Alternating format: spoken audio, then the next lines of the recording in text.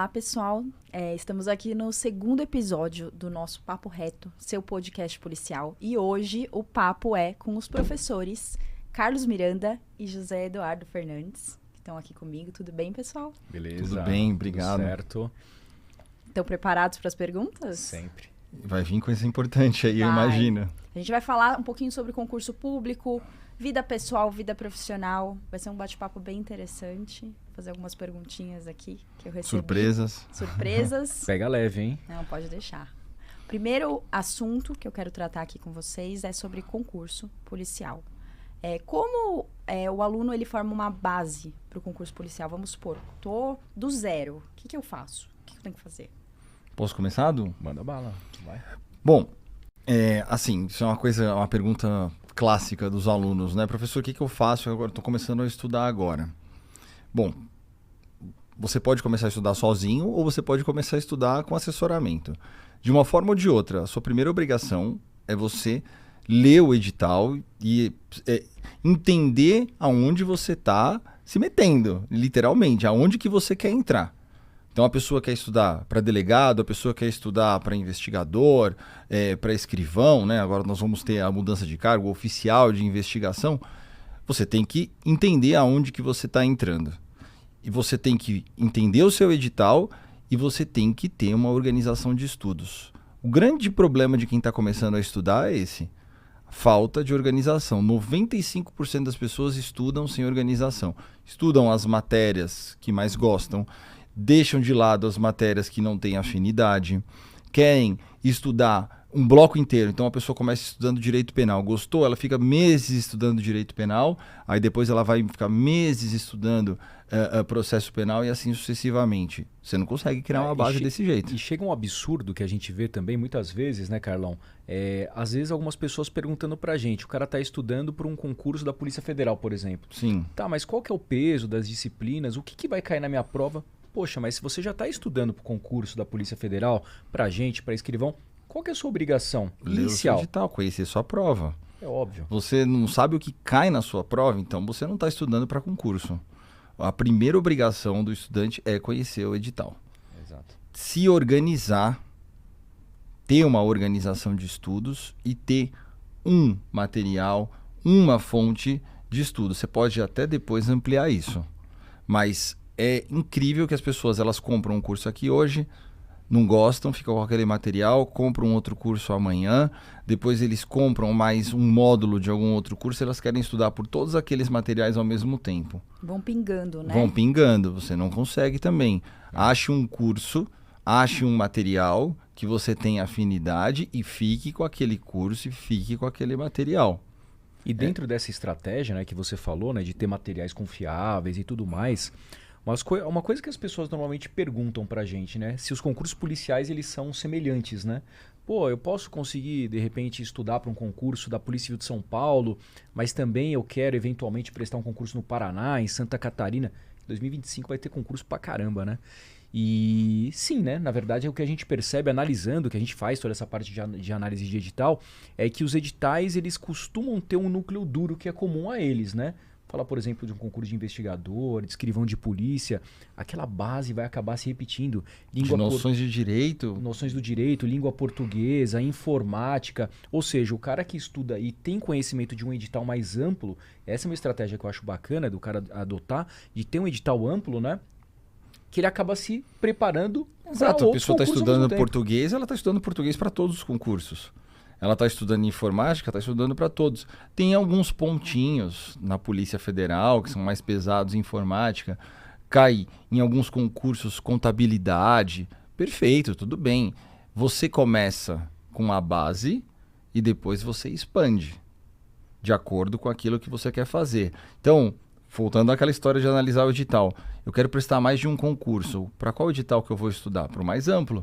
Porque um abarca o outro. Se você está estudando para um concurso cujo edital é um pouco mais complexo, mais aprofundado, você está estudando para o mais simples. Exatamente. Inclusive o PIC, né, ele tem um produto específico para as pessoas que querem se preparar para mais de um concurso, né? Temos de delegado de polícia, porque você estuda, os alunos estudam toda a base dos principais editais de delegado. O disparo certeiro foi feito para isso. Então a pessoa vai estudar de forma organizada direito penal, que cai em todos, processo penal, constitucional, administrativo, humanos, porque essa é a base de todos os editais de delegado de polícia. E depois você começa no geral e você vai estudar as especificidades dos editais que você for prestar. É assim que funciona. E é muito mais eficiente estudar dessa forma. Com certeza. Legal. E uma pergunta que eu vejo muito por aí. Os concursos de nível médio, qual é a tendência? Eles vão acabar, vão continuar? Pode falar, Du. Na verdade, agora, em 2024, o que aconteceu foi que a gente teve edição de uma lei orgânica nacional das polícias, né? Das polícias civis. E essa lei orgânica, ela trouxe aspectos importantes, diversos aspectos importantes, porque antes, só para contextualizar, cada estado, cada polícia civil possui sua própria lei orgânica. Por exemplo, aqui em São Paulo nós temos cargos de nível médio. Nós temos o cargo de agente policial, agente de telecomunicações, dentre outros, concursos de nível médio. Outros estados não, porque cada estado tem sua autonomia. Exato. Sempre teve sua Rio autonomia. de Janeiro ainda tem o cargo de investigador, que seria o de nível médio, o inspetor é de nível superior, mas a lei veio justamente para uniformizar algumas coisas. Agora, a lei, o que ela disse, essa lei orgânica nacional? Somente cargos de nível superior. Nós temos o cargo de delegado de polícia, o cargo de oficial investigador, certo? E o cargo também de perito criminal. Mas os 3 cargos exigem nível superior.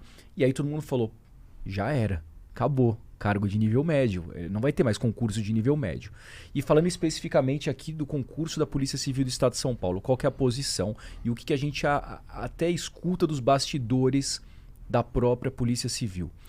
Primeiro, a Polícia Civil enquanto instituição ainda não se posicionou oficialmente a respeito disso. Ou seja, não há uma posição concreta. Porém, o que nós ouvimos é que 2025 pode vir o último grande edital para nível médio da Polícia Civil do Estado de São Paulo. Depois desse edital de 2025, que vai trazer, importante, nós temos mais de 2.000 cargos vagos na instituição. É bastante, hein? É muito cargo vago. Então, ao que tudo indica, em 2025, a gente vai ter um grande concurso aí para nível médio, que pode ser, aí sim, a última oportunidade, né? Para quem tem esse nível de escolaridade, poder ingressar na Polícia Civil. Isso mesmo. E o edital, Isso de você nível acha... médio que a gente tem de vaga. A gente tem mais cargo vago ainda como instituição. E vocês acham que o edital, assim, um palpite? Primeiro semestre, segundo semestre? A operacionalização do edital não é algo simples, né? Então teria que vir no segundo semestre. Toda a parte burocrática no meio do ano, digamos assim, para uma prova aí no segundo semestre. E detalhe, né? Você falando de publicação de edital, quando a gente pensa e analisa da Polícia Civil do Estado de São Paulo, via de regra, a gente tem mais ou menos a cada 2 anos a publicação de um edital para a Polícia Civil aqui de São Paulo. Ah, porque a gente teve um lapso temporal muito grande recentemente. Sim, mas por diversas conjunturas, dentre elas uma pandemia, né? Isso. Que a gente enfrentou. Por isso que demorou bastante para publicar. E se a gente for analisar ao pé da letra, o último edital da Polícia Civil do Estado de São Paulo foi publicado quando? 2023. Então, provavelmente em 2025, e aí respondendo também um pouquinho da sua pergunta, para o final do ano, que é mais ou menos a regra e a tradição, a gente pode ter um novo edital aqui também da Polícia Civil do Estado de São Paulo. Bacana. Só uma pergunta também, voltando a esse assunto do fim dos concursos de nível médio. Isso se aplica também para a Polícia Federal? Ou vocês estão falando só no âmbito da Polícia Civil? Polícia Federal ainda vai ter concurso de nível médio. Inclusive tem concurso autorizado para agente administrativo. Isso. Agora em dezembro, né, autorizou um concurso aí para agente administrativo, né? As pessoas perguntam bastante. Quais são os requisitos? Quero prestar? Preciso ter ensino superior? Agente administrativo usa arma de fogo? Usa arma de fogo? Precisa de CNH? Uma pergunta que é recorrente. E aí voltamos naquilo que a gente falou, né?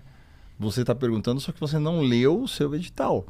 Exatamente. E aí, pegando esse gancho das perguntas, né? Tem aluno que fala, eu gosto de estudar por videoaula, apenas. Um aluno consegue passar só estudando por videoaula? Carlão, a gente tá no PIC desde 2015. O PIC existe desde 2015, gente. Há quanto tempo você escuta se videoaulas são eficazes para você passar no concurso público? Não, exato. Na Desde verdade, 2010. assim, desde sempre, desde que eu me entendo por gente. Professor, eu posso estudar só por videoaula? Mas sabe por que as pessoas querem estudar por videoaula? Porque é mais confortável. Você fica lá fazendo as suas anotações, Exato, escutando porque no é mais professor. confortável. A videoaula, ela é um estudo passivo. Ela não é um estudo ativo. O estudo ativo é a pessoa vê um material, lê um material, pondera sobre aquele material, faz as suas anotações. Se você for sinestésico, precisar escrever, você faz um resumo do seu material, você faz palavras-chave. Isso é um estudo ativo. Você pesquisa, você pondera, você faz as suas anotações. E isso é um estudo ativo. O estudo passivo é você ficar na frente de uma tela vendo um professor falar. Aí tem gente que faz a sua anotação, que já ajuda. Tem gente que não faz nem a anotação porque vai lembrar de tudo na cabeça dela. Então, assim, videoaula é importante? Obviamente é importante. Um estudo equilibrado entre as suas ferramentas, ele é importante. Agora, só videoaula é muito difícil da pessoa conseguir um estudo eficiente só com videoaula. Até porque, né, o que a gente oferece no PIC nós temos muitas videoaulas no PIC, mas a gente também oferece material de apoio em PDF, porque ninguém vai conseguir lembrar de tudo, porque quando a gente fala hoje de um aluno, de um concurseiro, dificilmente a pessoa vai somente estudar, então ela tem um tempo limitado para isso. Tem pessoas que trabalham, tem 2 horinhas 90% ali. Dos nossos alunos então, trabalham, 95%. As pessoas não vão conseguir somente assistir videoaulas, elas vão ter que formar um material. Então a gente já dá o material pronto para a pessoa que também quiser acompanhar a videoaula, ela acompanha a videoaula e faz as suas anotações. Então não é que nós somos contra a videoaula. Não, pelo contrário. Entendemos que é importante, muito importante, dentro de um processo de aprendizagem, mas não pode ser levado em consideração isoladamente. Exatamente. E depende também de cada caso, né? Tem pessoas que o único horário que tem para estudar é voltando do trabalho, Sim. dentro do ônibus. E aí, essa pode ser uma ferramenta de grande ajuda, né? Você pode ter uma assistir a videoaula, exato. Marca o que eu tô te falando agora. O perfil de quem estuda para concurso público, dos nossos alunos, o grande perfil é uma pessoa que tem trabalho, que tem família para cuidar, que às vezes tem 2 trabalhos, às vezes trabalha com plantão. Então, assim, são pessoas que têm pouco tempo. A vida não é fácil, né? Exato. Não, a regra é essa. Exceções são pessoas que têm alguém para ajudar, que tem família que banca os estudos, mas isso é uma exceção. Então, você conseguir extrair o que a gente fala de máxima eficiência do estudo de alguém é justamente isso. Você fazer um estudo equilibrado, com organização, com alguém que te dite aquilo que você vai fazer todos os dias de forma equilibrada com o seu edital. Então, videoaula é importante? É importante. Material? Também. E no final das contas, você está estudando 1 ano, 2 anos, 3 anos, para você, 6 meses, para você chegar em 4, 5 horas de prova e preencher de 80 a 100 questões. Ou seja, se você está estudando para concurso e não realiza questões, você está estudando errado. E é por isso que o PIC tá aí, né, gente? Qual é o diferencial, o grande diferencial de você contratar uma mentoria? Eu acho que vai muito de acordo com o que o Carlão falou agora, né? As pessoas, elas têm uma vida, elas têm trabalho, elas têm família. Então o PIC, ele tá aqui para funcionar como uma importante ferramenta para auxiliar nesse quebra-cabeça, né? Como que eu vou ter tempo para estudar, para organizar meus estudos? Porque é o seguinte, o cara, ele já trabalhou o dia inteiro, chegou em casa, ele teve que dar atenção para a família dele, para a esposa, para o filho, e chegou aquele momento à noite que é o momento que ele tem para estudar. Se naquele momento ele tiver que pensar o que ele deve estudar, há quanto tempo ele deixou de estudar uma determinada disciplina, nossa, vai ser mais um obstáculo para ele. Se então, o material dele está certo, se a videoaula está atualizada... É aí que entra o nosso papel enquanto curso preparatório para deixar a coisa mais organizada possível para que ele, na sua posição ali de concurseiro, tenha somente entre aspas, né, aquela responsabilidade de estudar. Todo o resto, em termos de organização, de material, de saber se o material está atualizado, se não está atualizado, se ele deve estudar aquela determinada matéria ou não, vai ficar a cargo do PIC. Isso levando em consideração que ele também vai ter um suporte ali com professores e um grupo do WhatsApp. Nossa, é pegar na mão do aluno, né? A gente costuma falar justamente isso, né, Carlão? Exato. Eu falo para os alunos, quando eu explico sobre o nosso trabalho, eu falo assim, você tem uma obrigação. A sua única obrigação é cumprir a meta que a gente vai estabelecer para você ao longo dos dias. Não precisa ser todo dia, porque a gente monta de acordo com a rotina. Tem gente, por exemplo, que tem um culto na terça-feira à noite e não vai estudar. Tem gente que tem uma obrigação, um compromisso numa sexta-feira à noite e não vai estudar. Tudo bem, mas assim, a sua única obrigação é sentar na cadeira e cumprir a meta do dia que nós criamos para você de acordo com o seu tempo livre. Acabou. E não quer dizer que seja uma obrigação banal, a gente sabe. E nós sabemos de verdade porque nós já tivemos. Não, é uma obrigação para sua mudança de vida. É uma obrigação para uma mudança de vida e a gente sabe que é doído. É doído. É doído você abrir mão de coisas, né? Para ter que falar, não, eu vou deixar de assistir um filme, eu vou deixar de fazer uma viagem para poder estudar. A gente, quando fala que é a única obrigação, a gente não quer menosprezar isso, pelo contrário. Não.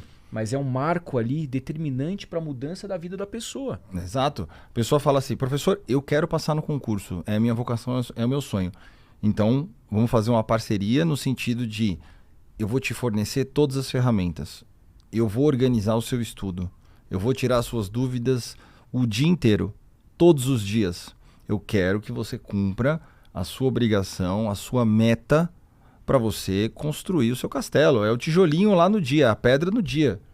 Cumpra a sua obrigação, cumpra a sua meta e você pode fazer o que você quiser com o seu horário livre. Cumpra bem feito, né? Exato. Faça bem feito. Faça bem né? feito sua meta. Isso vale para tudo na E por vida, que vocês acham que tem muitos alunos que estudam por muitos e muitos anos e acabam não passando no concurso? Qual é o principal erro que essas pessoas cometem? Eu acho que falta, assim, as pessoas método, tá? Método, porque por vezes também a pessoa não tem um mentor, uma pessoa do lado para dizer, né? Peraí, não é esse caminho que você tem que ir. Porque às vezes o cara fala assim, não, eu tô estudando, meu sonho é ser delegado de polícia. Puxa, mas abriu um concurso aí para analista do Ministério Público, vou estudar para ele. Aí depois, em vez de ele voltar para delegado, ele fala, puxa, mas abriu oficial de justiça, promotor de justiça. Primeiro ponto é ter foco. Às vezes falta para as pessoas isso, foco, direcionamento. Pode ter diversos diagnósticos, dentre eles materiais errados. Você estudar com material ali extremamente amplo que vai trazer informações que não vão ser cobradas no seu concurso. Então, você está perdendo o teu tempo. Poxa, mas por que tem alunos aí, candidatos que passam em 1, 2 anos e eu vejo candidatos aí que estão há 10 anos tentando? Talvez porque eles estejam estudando da maneira errada. Simplesmente por isso. E aí, novamente, não é querer puxar a sardinha e dizer que o PIC aqui é o dono da verdade, mas é o nosso trabalho. Direcionar e dizer o que é certo, o que é errado, de acordo com o objetivo do aluno, daquilo que ele quer para a carreira dele. Exato. Falta de foco, como o professor falou, falta de organização, de só estudar o que gosta, quando quer e da forma que quiser. Eu sou muito sincero, material que é uma coxa de retalho com 800 páginas sobre um tema, tem gente, tem cursos e essa é a realidade. Tem lugares que você tem um material tão grande, tão extenso, que ele impossibilita você de estudar. Então, ele é frustrante ao invés de auxiliar o aluno.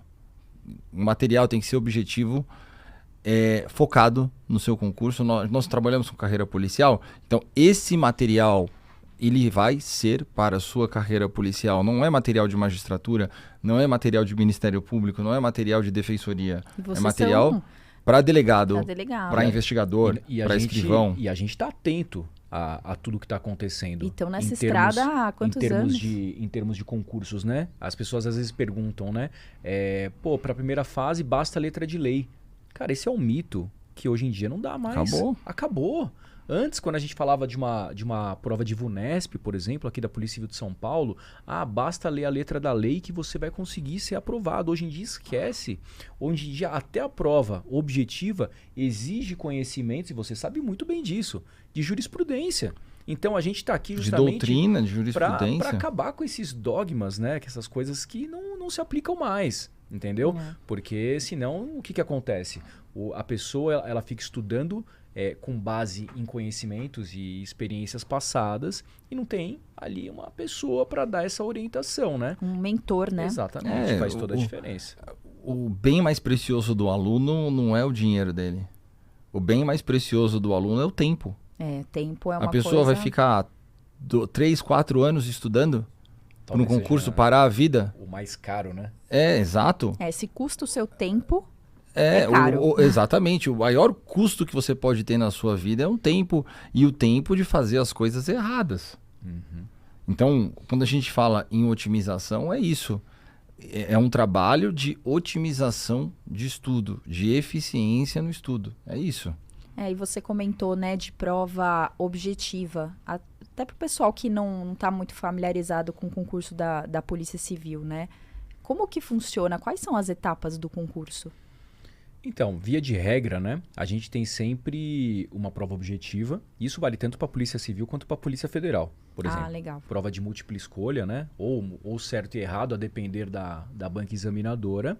E ali nessa primeira fase pode ser um bloco só, ou diversos blocos, pode ter quantidade mínima ou não de acertos dentro de cada bloco.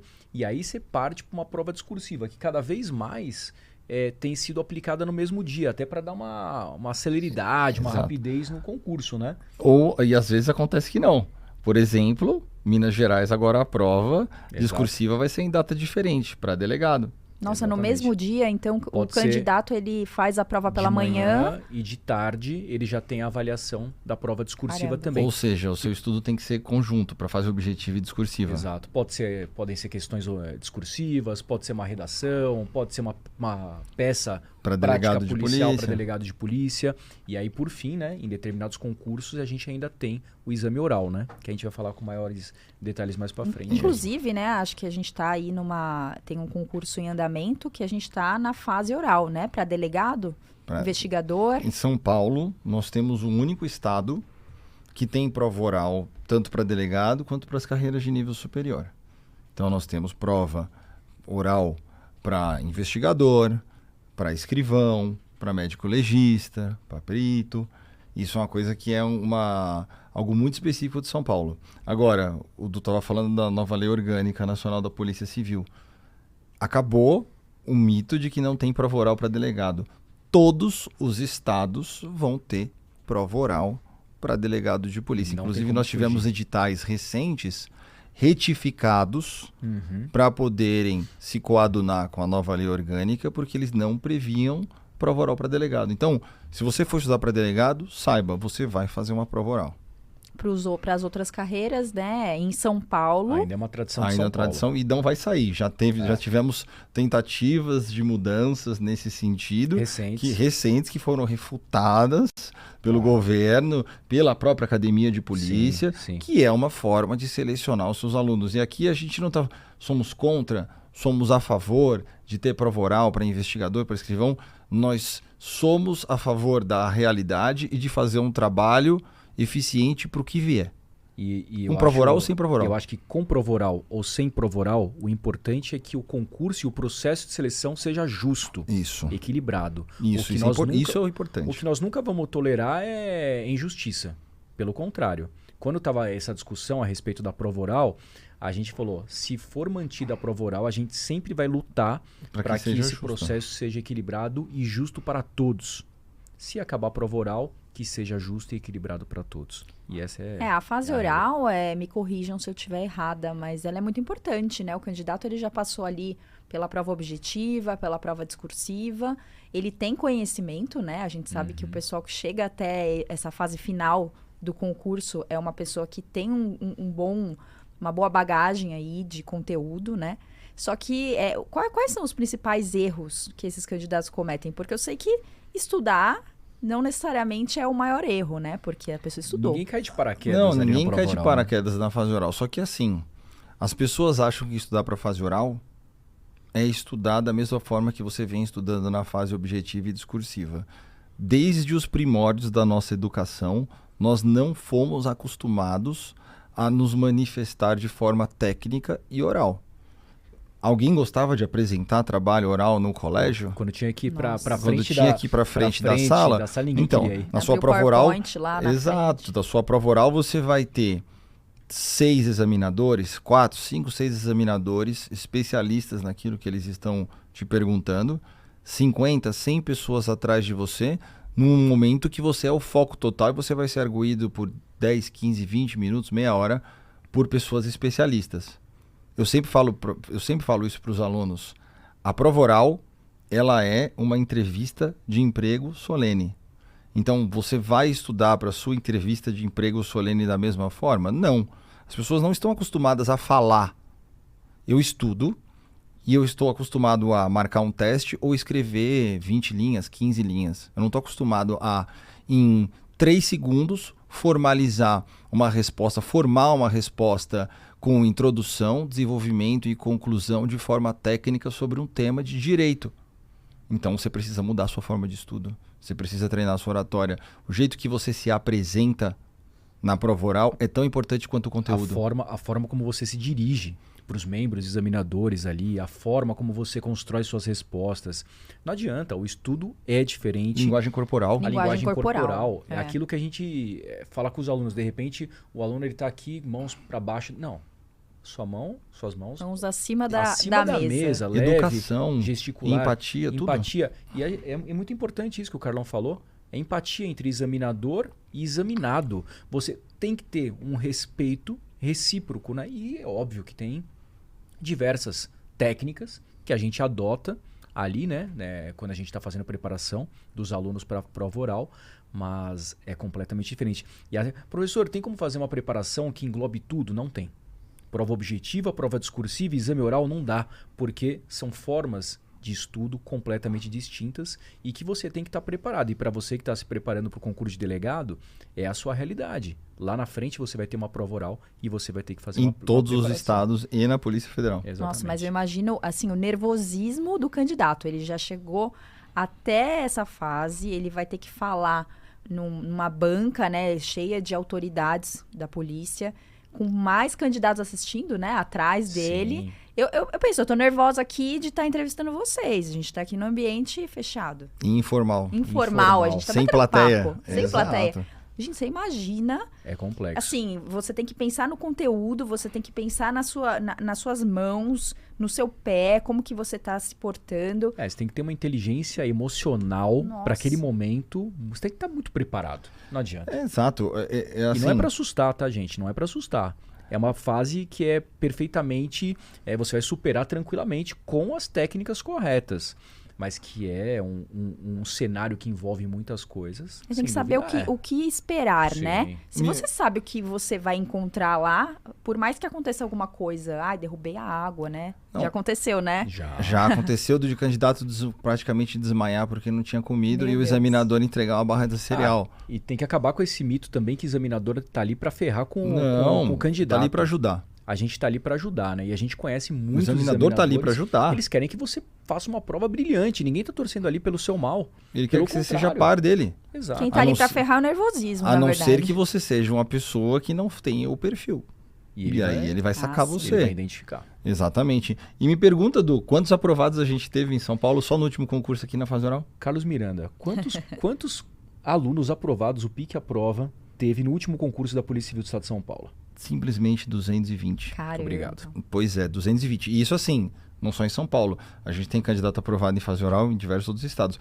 Ontem mesmo, um dos nossos alunos, que começou agora a fazer uma preparação para o concurso de Santa Catarina, ele foi aprovado em Rondônia. Em Rondônia. Na fase oral. Legal. Então, assim, é isso que a gente trabalha, e, inclusive de forma online.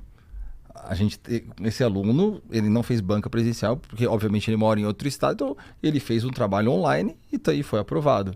Então é perfeitamente possível fazer um trabalho de fase oral online. Vocês atendem o Brasil inteiro, né? Sim. A gente tem concurso da polícia por todo o Brasil, então os alunos podem fazer essa preparação também via online, né? Sim. E aí agora eu vou fazer uma pergunta um pouco polêmica, tá? Quero que vocês sejam sinceros. O Carlos vai responder, então. Existe, eu já ouvi falar, né? Tem muita gente que fala que existe carta marcada. Aquelas pessoas que elas só precisam ir lá fazer a prova que é garantido que vai ser aprovado. Porque conhece alguém, porque, né? Aquele jeitinho. Isso existe mesmo? Pode falar, Du. Não, isso daí não existe, tá? Isso aqui não cabe nem... É lógico, é uma pergunta que muita gente fala assim, não... Já teve gente que me perguntou. O fulano, na verdade, ele diz que ele é só fazer a prova que ele tá dentro. Isso não existe, porque antes de ter qualquer tipo de de fiscalização externa de concurso, seja por conta de Ministério Público ou Judiciário, existe hoje profissionais, delegados de polícia dentro da academia de polícia que são extremamente éticos e que respeitam todos os ditames do concurso público. Então, eu não vou nem entrar no mérito aqui de outras esferas, de instituições que poderiam efetivamente fiscalizar. É a própria cultura atual da Polícia Civil do Estado de São Paulo, e eu digo também de outras instituições, Polícia Civil de todo o país, que não permitiriam qualquer tipo de processo que beneficiasse determinada pessoa. Isso, hoje em dia, isso esquece. Assim, isso aí é um mito que remonta aí dos anos 80, até antes, 90, né? tinha gente que era nomeada para a polícia, que não tinha concurso. Sim. Tinha gente que era simplesmente nomeada. Olha, você quer ser delegado, você é meu amigo? Toma aqui seu distintivo. E às vezes por isso que vem essa... Exato. Já tivemos problemas em concursos, mas, assim, sinceramente, isso já mudou faz muito tempo. Isso é de outras épocas do nosso país, inclusive. Exatamente. Então, hoje em dia, inclusive, só uma coisa, o Du falou do controle interno, certo? E outra, quem realiza o concurso, existe uma diferença entre banca organizadora e banca examinadora. A banca organizadora é uma instituição independente. Existem diversos mecanismos de controle. A prova, ela chega no dia com segurança armado. Então, assim, isso não é mais desse jeito faz muito tempo. Se você quiser passar no jeitinho, esqueça. Esqueça. A polícia mudou muito, né? E até falando disso, existe uma pergunta muito recorrente que existe limitação de idade para prestar concurso da Polícia Civil? Pode falar, Carlão. Não existe qualquer limitação de idade, nem da civil, nem da federal. E qualquer edital que traga essa limitação de idade, ele vai, obviamente, ser considerado ilegal. Por quê? Porque o que acontece? Para a Polícia Militar tem essa limitação de idade porque existe uma correlação entre a idade e o exercício da função. Que a pessoa tem que ser nova até uma certa idade para ter a capacidade física de exercer o cargo. Você tem que ter uma justificativa para impor qualquer limitação. Qualquer limitação edital. Não existe nenhuma justificativa com relação ao exercício do cargo que se baseie na idade que impeça que uma pessoa seja delegado, seja investigador. Mesma coisa que você fala assim, a polícia é investigativa. O concurso da Polícia Civil não permite que mulheres prestem o concurso. Seria, de alguma forma, possível um edital trazer isso? Claro que não, porque não há qualquer incompatibilidade entre o exercício do cargo e uma pessoa do sexo feminino. Então, qualquer limitação, e aí entra a questão da idade, só vai ser permitida se houver alguma justificativa, que é o que ocorre com a Polícia Militar, por exemplo, que nem o Carlos falou. Agora, uma curiosidade, tá? Por exemplo, você deu exemplo de mulher. Se uma mulher grávida, por exemplo, ela tá aí numa prova, tem um TAF, né? A gente sabe que aqui não tem TAF, né? Em São Paulo. A prova física da Polícia Civil hoje, ela é dentro do curso, ela é inserida dentro do curso de formação da Academia de Polícia. Nos demais estados ainda tem. Sim. E vamos supor que uma mulher grávida esteja nessa etapa do concurso. O que acontece? Que ela está impossibilitada, né? Então, nós já tivemos casos desses.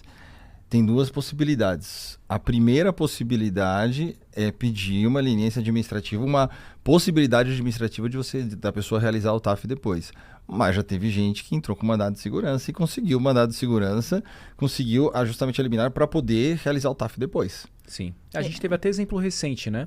De uma candidata que descobriu nos exames, depois da aprovação, depois da nomeação, ela foi juntar os exames médicos, ela descobriu que ela estava grávida de gêmeos. Então, como que ela faria um TAF nessas condições? Que a gente sabe que uma gestação de gêmeos, por si, já é uma gestação um pouco mais complexa, né? Isso. Então, ela conseguiu autorização para fazer o TAF justamente depois que os filhos dela nascerem. Exato. E tá tudo certo. Então, existe a possibilidade de parar o concurso para essas pessoas? Não, o concurso segue. E a pessoa faz o TAF depois. Exatamente. Só para essa pessoa, Só para essa pessoa. Entendi. Então, legal, gente. Agora, vou fazer umas perguntinhas mais sobre prática policial para vocês, Perfeito. tá? Manda bala. E antes eu queria saber de vocês, eu já sei, na verdade, mas queria que as pessoas soubessem. O que vocês faziam antes da carreira policial? Pode falar, Du. Olha, a minha história é um pouco complexa, assim, em termos, mas eu vou ser bem objetivo, tá? Eu fiz 2 faculdades, não concluí antes da faculdade de Direito, fiz uma faculdade de Administração, cheguei a fazer uma faculdade de Design Digital, meu pai teve uma loja de material de construção, eu fazia as entregas da loja e tudo mais, Mas tirando isso, eu fiz a faculdade de Direito e advoguei por um tempo. Eu trabalhei em um banco de investimentos, tá? Na época, tomei, na verdade, um baque absurdo, porque eu tinha uma promessa de ser efetivado e meu sonho sempre foi trabalhar no banco de investimentos, porque, sei lá, num banco, na verdade, né? Por conta dos benefícios e a possibilidade de fazer uma carreira lá dentro e tudo mais. E culminou ali uma crise do mercado financeiro. Todo o departamento jurídico acabou caindo do banco. Eu falei, bom, beleza, o que eu vou fazer? Eu vou me dedicar para a OAB. E aí eu prestei o concurso da OAB, fiz o concurso da OAB, a prova da OAB, consegui ser aprovado. E depois, aí sim, já pensando na minha carreira pública, eu falei, não quero mais trabalhar para instituições privadas. Não quero mais tomar esse tombo. Eu quero estabilidade e, além de estabilidade, eu quero fazer algo que me dê uma satisfação profissional, uma satisfação pessoal.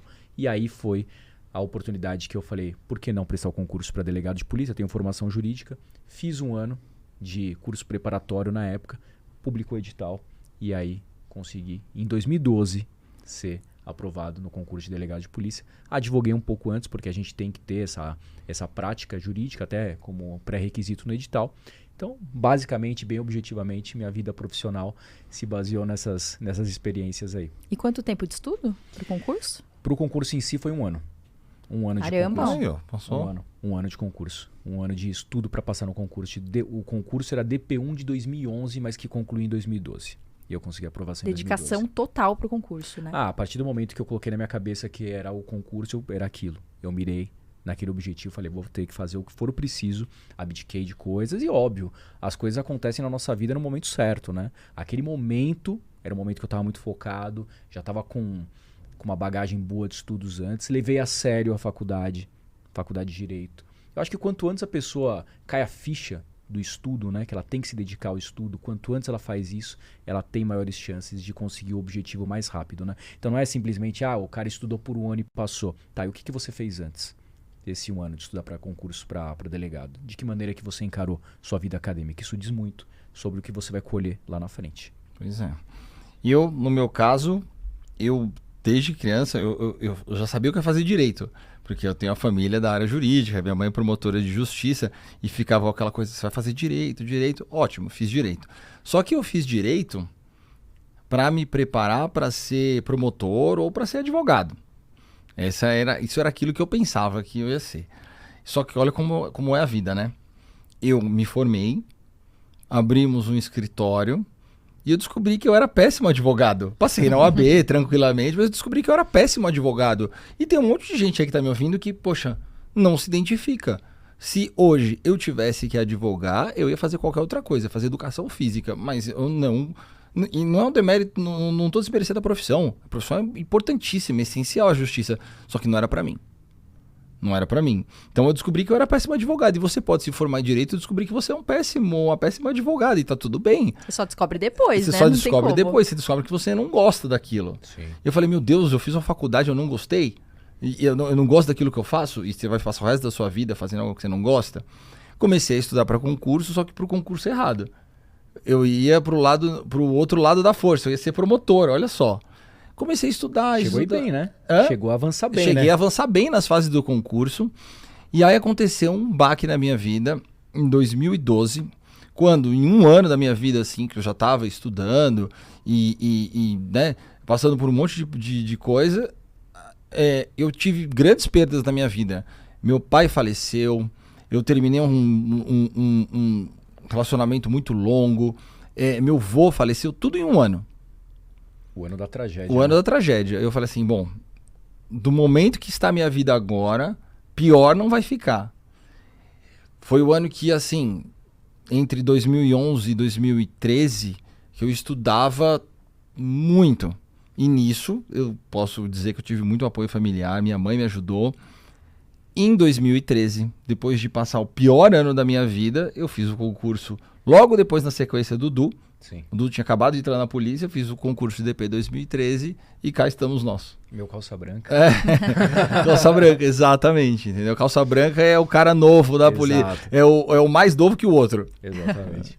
Que É bacana. Você vê, né? A virada de chave que você precisava Exato. era o momento, né? E como as coisas mudam, né? De 2012 para um ano que aconteceu tanta coisa errada, né? Na sua vida e tanta coisa negativa para Exato. 2013, que foi o ano da virada, Um monte né? de gente passa por tragédia familiar, passa por um monte de coisa. Sofra, viva o seu luto, mas siga no seu objetivo e siga no seu foco. Isso aí. Pegando o gancho de família, né? Eu não sei se vocês sabem, mas eu sou esposa do José Eduardo. E uma pergunta que eu escuto muito quando eu falo que ele é delegado é: ai, mas não é perigoso? Mas ser policial não é perigoso? Já também escutei isso o tempo todo, minha esposa o tempo todo. Se ser policial não fosse perigoso, a gente não precisaria andar armado. Começa por aí, né? É uma profissão perigosa. Mas assim, existe muito mito, né? Quando minha mãe ficou sabendo que eu estava estudando para delegado, ela ficou super apreensiva. Ai, meu filho, mas como que vai ser? Como não vai ser?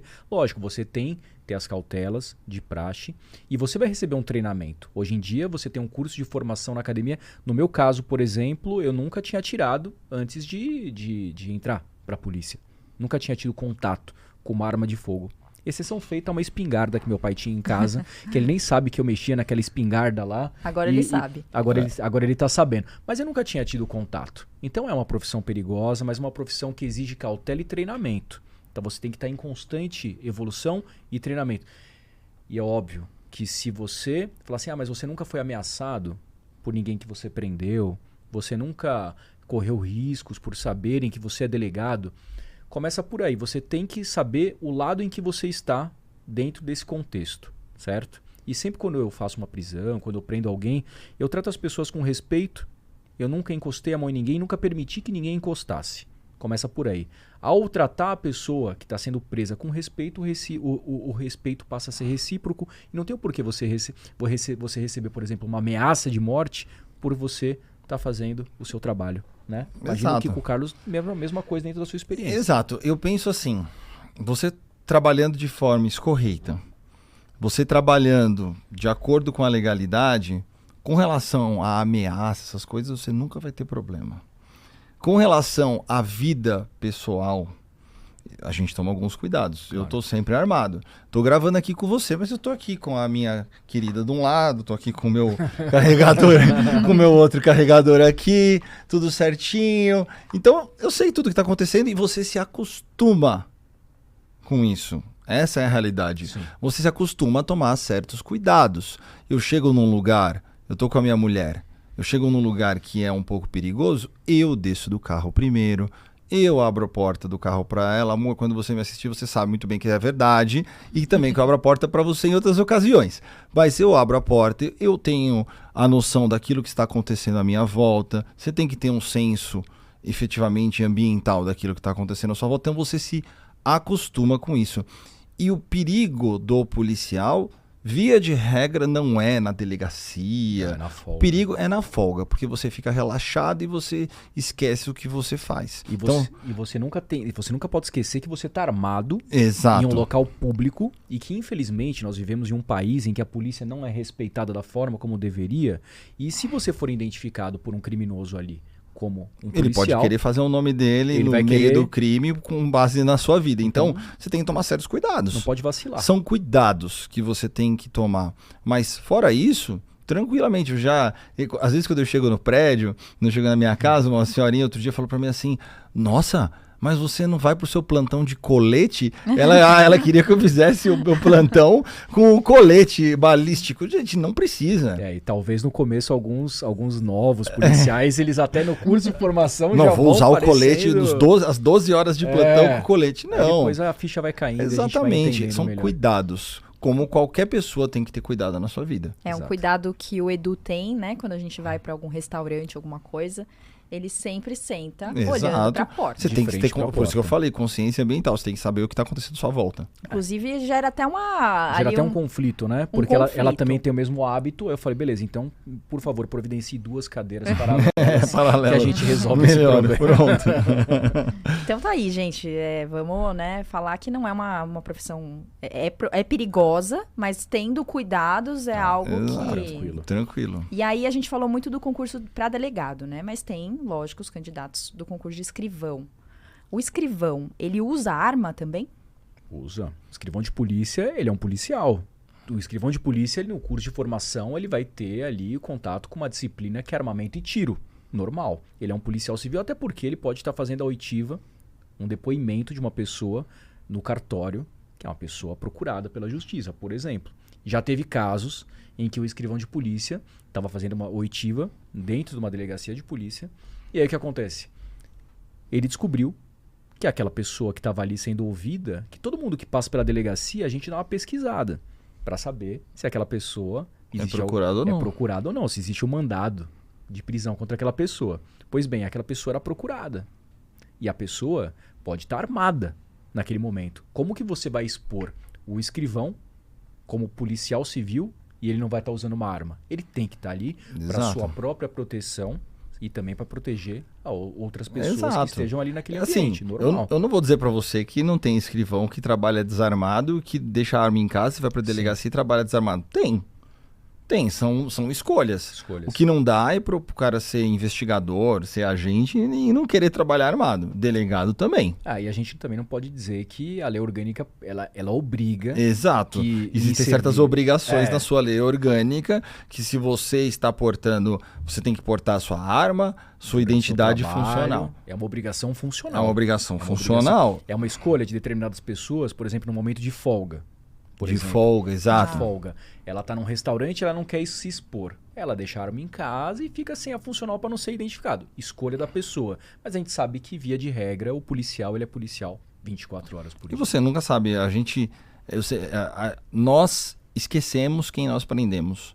Só que a pessoa que é presa, ela nunca esquece do seu rosto. E o escrivão, ele pode dar cana, que nem o delegado? Temos escritiras. Temos muitos escritiras. Tem muito escrivão que vai dar cana junto. É ótimo. Ele vai, participa da cana, vê os fatos e já faz o papel junto com o delegado de polícia. Esse negócio de função na polícia, lógico, existe a função principal ali, por exemplo, agente de telecomunicações, o cara ele vai operar os rádios da polícia civil. Pô, o cara que dava mais cana de uma delegacia que eu trabalhei era agente de telecomunicações. Pô, ele não deveria estar operando os rádios? Não, ele ia lá pra biqueira, pra prender os caras, os traficantes. E aí que entra a uniformização da Lei Orgânica Nacional. Por que uniformizaram? Porque tem polícias, instituições que têm diversas carreiras com subdivisões. Então, hoje nós vamos ter, e isso no futuro, nós vamos ter uma carreira de natureza policial, que é, além do delegado de polícia e do perito, obviamente, nós vamos ter uma carreira, que é o oficial investigador, capô. Exato. E ele vai ser aproveitado de acordo com as suas habilidades. Dentro da própria instituição. Dentro da própria instituição você vai ser aproveitada de acordo com as suas habilidades. A pessoa tem uma habilidade ímpar com investigação digital, vai trabalhar nisso. A pessoa tem uma qualidade ímpar como entrevistador, ele vai trabalhar e vai ser aí um escrivão de polícia.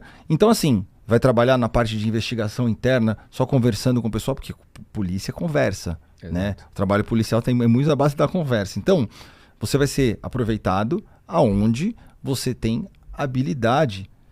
E isso é ótimo. É muito mais eficiente dessa forma. E tem o cara que é super operacional. O cara é o craque da operação. Maravilhoso. As funções são muito semelhantes, né? Elas se misturam, né? Na prática, principalmente. Na prática. E até o próprio investigador faz boletim de ocorrência lá na delegacia, no plantão. Então, assim, a gente está dentro da polícia para se completar, para se ajudar e para fazer a coisa acontecer, né?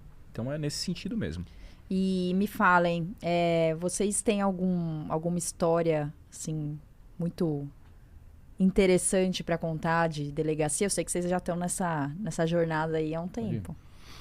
Bom, eu tive algumas, né? Principalmente ainda na primeira delegacia que eu trabalhei, no Capão Redondo, que foi uma escola absurda, um dos distritos com maior quantidade de registros da América do Sul, um dos distritos mais movimentados do país. Não, já tive, por exemplo, que dar notícia para uma mãe que a filha dela morreu carbonizada num incêndio criminoso pelo namorado. Já tive notícias, já tive prisões de roubadores de carga, que o indivíduo ele tinha aí somadas as cargas que ele tinha roubado em milhões. Um indivíduo perigosíssimo, andava armado com 2, 3, 4 parceiros. Já tive um caso que a gente nós conseguimos desvendar os fatos de que o indivíduo tinha matado a namorada, um menino de 18 anos. Matou a namorada porque descobriu que ela estava grávida de um amigo dele e ele arrancou o feto de dentro da barriga dela com uma chave de fenda. O que a gente não pode é se acostumar com as tragédias, Exato. né? Que na verdade a gente está muito habituado, né? Dentro do contexto de uma delegacia de polícia, né? A lidar com um problema e que ninguém vai lá para te dar um abraço, ninguém vai ali para te dar uma boa notícia. As pessoas jogam o problema no seu colo e na mesma medida em que você não pode se contaminar e levar para sua casa tudo aquilo que se passa dentro de um plantão policial, você também tem que ter o cuidado de dar para aquela pessoa o mínimo respaldo que ela quer de você. Por exemplo, há pouco tempo atrás, alguns plantões atrás, teve um acidente de trabalho de um rapaz que teve uma queda acidental e ele morreu, pintando uma casa. E a senhorinha de 90 anos veio na minha sala querer informações. E, na verdade, como que você vai dar notícia para uma senhora de 90 anos? Aí você vai virar para essa senhora de 90 anos e vai falar assim, então, seu filho morreu. Como que você vai tratar? Exato. Então, você tem que ter um mínimo de sensibilidade, de conversar, de acolher. Você precisa dar um conforto, quando né? Quando você fala de um trabalho policial, é muito mais complexo do que simplesmente você ir até a biqueira e dar uma cana ali num cara que tá vendendo droga. Sim. A polícia, ela te mostra muito. A polícia tem muitos lados, muitos... Eu sempre gosto de pensar assim, você não pode, ao mesmo tempo, se sensibilizar a ponto de que isso atrapalhe o seu trabalho e você não pode também se dessensibilizar ao mesmo tempo que você seja uma pessoa fria. É um equilíbrio. Exatamente. Isso é legal. É um equilíbrio entre não levar isso para sua casa, porque senão você vai ficar com doenças mentais, vai estragar a convivência com a sua família, porque o problema, ele é de terceiros, só que a sua obrigação é tentar dar o maior respaldo possível. Só que você, ao mesmo tempo, não pode trazer isso para você, para sua vida pessoal. Então, ver isso como algo profissional e, ao mesmo tempo, de forma sensível, é a chave para você, né? Conseguir atuar de forma longa. Você ter uma atuação longa na polícia é desse jeito. E ter as suas válvulas de escape. Importantíssimo. Sua família, seu Eu lembrei treino. de um caso, Carlos. Conta o caso do macaco. Macaco em flagrante. Prendi um macaco em flagrante. Como Meu Deus. dizem que o macaco não pode ser objeto, não pode ser sujeito de prisão, o macaco foi sujeito de prisão. Por quê? O que aconteceu? Na verdade, eu brinco que o macaco foi preso. Na verdade, uma senhora foi... História maravilhosa. A senhora foi trabalhar na casa de uma mulher, né? Que, obviamente, essa mulher foi presa em flagrante. E lá, ela foi mordida por um macaco. Ela trabalhava naquela casa. Trabalhava naquela casa. Primeiro dia dela. Meu Deus. O macaco mordeu a mulher. Só que assim, não é que ele mordeu. Ele acabou com a mulher. Ele deixou a mulher sem andar. Ela ficou mais de 30 dias internada. Ele arrancou o músculo do glúteo dela. Meu Deus. E aí ela foi fazer o boletim de ocorrência na delegacia. Ela fez o boletim de ocorrência na delegacia. Registramos e a gente achou estranho. Ué, essa mulher, a dona desse macaco, ela tem licença ambiental? Para isso, ela tem essa licença ambiental? Bom, em resumo, ordem judicial, prisão na casa, busca na casa da mulher, tudo perfeito e correto. A mulher, ela não só não tinha licença ambiental, como ela falsificou a licença, diversos crimes. Crime ambiental, falsificação de documento, a questão da lesão culposa na senhorinha que foi trabalhar lá, e a gente recolheu o macaco na delegacia. Vocês fazem ideia Meu Deus. da burocracia que é para você aprender um macaco? E isso a gente tá falando de uma delegacia em São Paulo, hein, E gente? A gente não tá eu falando tô, de uma delegacia e eu tô de- falando, e eu tô falando de um macaco grande e agressivo, tá? Exato. O dente dele era desse tamanho. Pô. Aliás, quem que entrou na casa primeiro? Eu falei assim, vamos lá entrar todo mundo. Não, doutor, vai na frente ver o macaco. E você foi mesmo? Fui ver o macaco, só que o macaco tava na jaula batendo a grade. Juro por Deus, batendo na grade o macaco. Quando ele me viu, eu falei pra senhora, Eu falei pra dona, eu falei, se esse macaco se soltar, vai ser um tiroteio aqui, porque eu não vou deixar ele me matar. Mas era um macaco ou era uma pessoa? Igual aquela pegadinha do Sérgio Malandro cara, vestida de um macaco. Um macaco ele devia ter uns 70 centímetros, só que a força daquele bicho, Caraca, o dente daquele bicho, quase 1 metro de macaco. Não, gente, quando o Carlos me contou essa história, eu juro, eu não acreditei. Eu falei, é mentira, não é possível. Era um cara vestido de macaco. Não, aprendeu um macaco. Um macaco enorme. Pois é. Ó, e agora eu vou finalizar com uma pergunta muito polêmica. Pois tá? não. Porque, na verdade, eu tenho interesse por trazer essa pergunta. Tá. Todo policial é fiel? Ih, você quer começar? Que sua mulher tá aqui, a minha tá em casa. Bom, pra ela eu posso dizer que sim, né? Porque, na verdade, ela sabe que existe policial fiel. Na verdade, é um mito isso, né? As pessoas falam, não, porque o policial... não existe policial fiel. Não, pelo contrário. Existem policiais aí... que andam na linha, policiais que não andam, mas isso é uma piada O interna. meu é fiel, gente. O importante é você saber que o seu é fiel e tá tudo Não, exato. Você falar por todo mundo, você tá de brincadeira. É porque tem aquelas piadas internas. Você só vira policial quando você tem 3 PA. Gente, PA é pensão alimentícia. Então, assim, você paga 2, você tem 2 famílias, 3 famílias. Tem gente que falsifica a ordem de serviço pra ficar no carnaval, entre aspas, trabalhando? Tem. E é verdade. Exato. Tem cara que falsifica, tem cara que faz uma ordem de serviço dizendo que o policial X, fulano, tá designado pra trabalhar do dia tal a tal, no carnaval, no balneário. Aí você desceu pra BC, é isso, entendeu? É isso. Agora, eu falo de mim, eu falo do Edu, dos policiais que a gente conhece, isso é um folclore, um mito. Coisa Exato. É que você fala que é delegado, né? Tem pessoas que... Existe Maria Chuteira, né?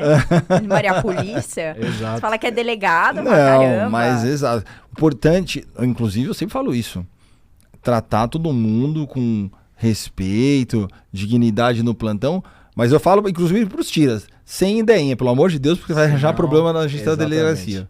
É isso. Legal, gente. Sem corregedoria. Tô mais calma agora. Sem corregedoria. Corregedoria pra ninguém. Bacana. Vocês têm mais algum assunto que vocês querem tratar aqui?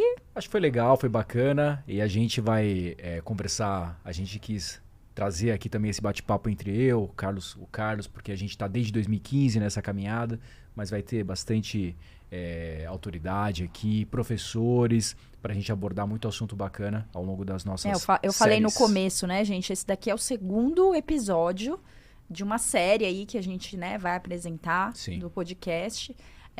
Então, muito obrigada. Muito obrigado. Pela presença de vocês, foi muito bacana. Espero que vocês tenham gostado. Fiquem de olho acompanhem os próximos episódios. Acompanhem os próximos episódios. Obrigado, pessoal. Obrigada, gente. Esqueçam a história do macaco.